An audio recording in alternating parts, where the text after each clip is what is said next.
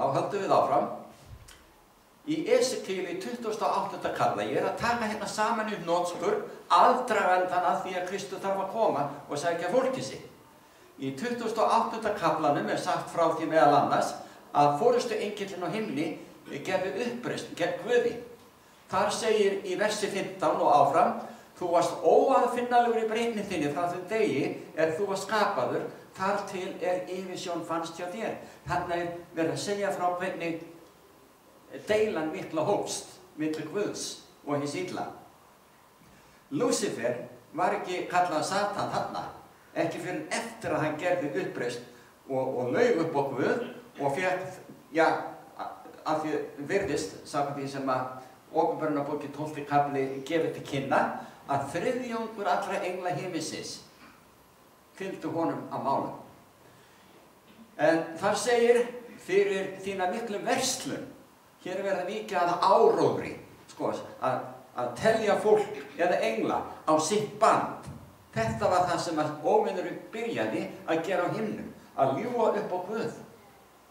Þess vegna kallaði Jesús hann í Jóhannes guðspjalli lygara, það að segja kallaði Satan lygara og höfðingja þessa heims. Svo að fyrir þína miklu verslun fylltir þú þig, hið innra ofríki. Þarna sjáum við, hann vildi vera aðra, hann vildi vera Guð, og það sagt nánar í spádómsbók Jesaja.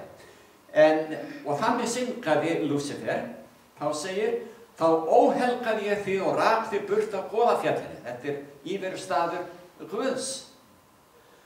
Og tortímdi þig. Hér kemur spádómur sem enn hefur ekki gerst, en ég ætla að sýna ykkur á eftir, áður en þessi erindi lýkur, hvernig þetta gerst.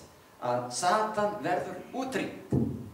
Og það gerur út af við þá kenningu sem mjög svo djöfuleg, því að hún kemur frá djöflunni sjálfum, að við lifum endalaust og sumir fara til helvítis og kveljast þar alltaf af eilífu. Getið þið ímyndað ykkur? Þetta ekki lýsing á kærleiksríku Guði. Guð mun útrýma synd. Og þeim syndur, þegar það kemur, sem hafa hafnað honum gjörsamlega og snúist gegn honum, eins og Lúsifer gerði á himnum. En þá spyr ég því, af hverju var ekki Lúsifer eitt bara strax í upphafi? Við komum að því í lokin. Það segir þarna að þú varst verndarkerúb og honum var sem sagt kastað út. Hjarta þitt var hrokafullt af fegurð þinni, þarna önnur ástæða.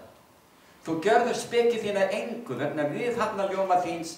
Ég varpaði þig til jarðar og ofurseldi þig konungur svo þeir mættu horfa nægju sína á þig. Þannig verður að segja frá því að konunga jarðarinnar, alveg í blálokin, eftir að náðatíminn á enda, rétt það leyti sem að Satan verður útrýmt, þá sjá allir íbúa veraldar hvað deila snerist. Það var Lúsifer, sem áður var forystu engill á himni, sem leiddi marga engla í glötu og jarðarbúa líka marga á sitt band.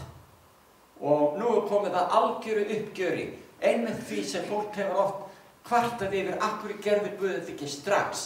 Og við komum að því, af hverju ekki? Ef ég gleymi því hérna ára í líka erindinu, þá bara minnið mig á það, því að það verður að koma hérna. Af hverju Guð eyddi ekki strax hinu illa?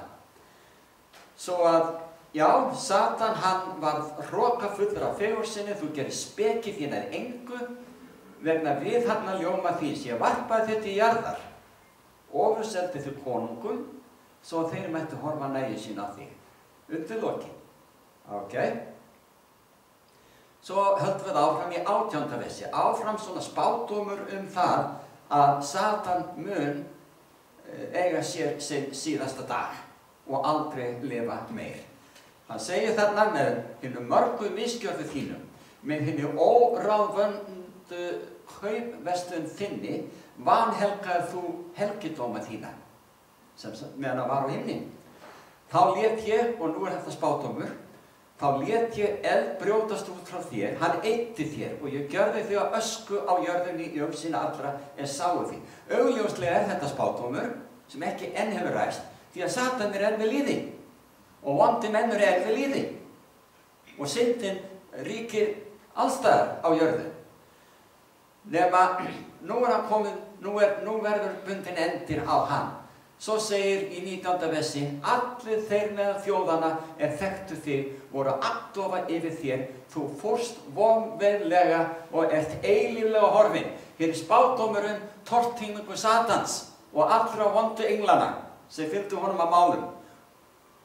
Og áður en yfirlíkur í það sjáum við að allir menn sem höfnuðu náð Guðs og höfnuðu orðið hans og meðtóku ekki hjálpræði Jesú Krist sér til handa til að lifa eilífu, þeir munu deyja líka. En við komum að því innan skamms. Í 20. kaflanum og förum við að kryfja þetta allt til merkjar, atburðarásina þegar hið illa líður undir lok.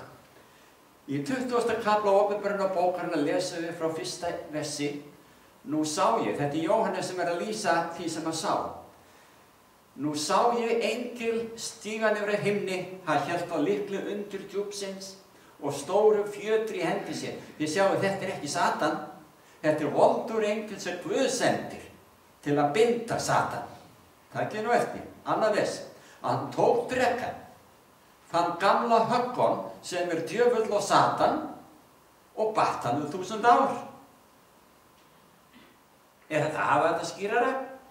Þetta er tímabil sem á sér stað áður en honum er tortíð. Á meðan hólpnir eru á himni í borginni helgu hið efra. Því að þið munu sjá eftir skamma stund að borgin þessi sem að Kristur er að útbúa fyrir hinn á hólpnum, hún kemur svo niður af himni. Ef við skoðum það innan skams. 3. versi. Hann kastaði honum, þessi voldugi engil, kastaði Satan í undirdjúpið og læsti og setti innsigli yfir. Innsigli í Biblíunni táknar alltaf eitthvað sem er lokað og læst. Það getur enginn opnað, nema að honum sé ætlað það. Og svo að hann leiddi ekki fram að þjóðirnar afvega í þessi 1000 ár. Jæja, svo að hann leiddi ekki fram að þjóðirnar afvega allt til þessir fullnuðust 1000 árin. Sjáu hvað Biblían er skýr. Svo eru menn að tala að það sé ekki þetta átt að sjá hvað Biblían er að tala alveg sérstaklega Åpenbarunarbókin. En svona er þetta einfalt. Ef að menn bara gefa sér tækifæri að lesa og fræðast, sjálfu sér til sáluhjálpar. Svo segir eftir það, þar segir eftir þessi 1000 ár, á hann, þar segir Satan, að vera leystur stuttan tíma. Þetta er alveg stórkostlegt sjá þegar maður krefur textana til merkja. Það eru 1000 ár að Satan er bundinn og við skulum ræða það nánar hvernig hann er bundinn. En eftir það á hann að vera leystur stuttan tíma. Það er tekið fram að hann er bundinn í 1000 ár svo að hann leiddi ekki fram að þjóðirnar afvega. Sjáu nú til. Við höfum komist að rauna það hérna í þessu námskeiði, eins og ég þarf ekki að vera endurtaka það allt. En við höfum komist að rauna það að Kristur fer að koma. Og þegar hann kemur, þá tekur hann fólki sitt, hvort sem það er dáið í trú á hann og hvílir enn í gröfunum, eða þá sem eru lifandi þegar hann kemur. Þessi tveir hópar munu verða lifandi og umbreyttir, umskapaðir í einni svipan við fyrirmæli skaparans, frelsarans, Jesú Krist. Og það eru þessir sem að hann hefur tekið með til himins. En hverju verða þá eftir? Hinir dánu ranglátu halda áfram að vera í gröfum sínum tíma, þessi 1000 ár. Og ranglátir lifandi, svo ég orða þetta nógu skýrtvinir, þeir sem eru ranglátir þegar Kristur kemur, hafa ekki hlotið að yfirlýsingu í hinum himneska dómi. Þessi er réttlátur, hann fær að taka á móti frelsarunum og halda inn í himinin. Heldur, þessir hafa hafnað. Þeir munu deyja þegar Kristur fer hérðan með hópinn sinn til himins. Og það eru margir textar í Biblíunni þar að lútandi. En við skoðum þetta nánar.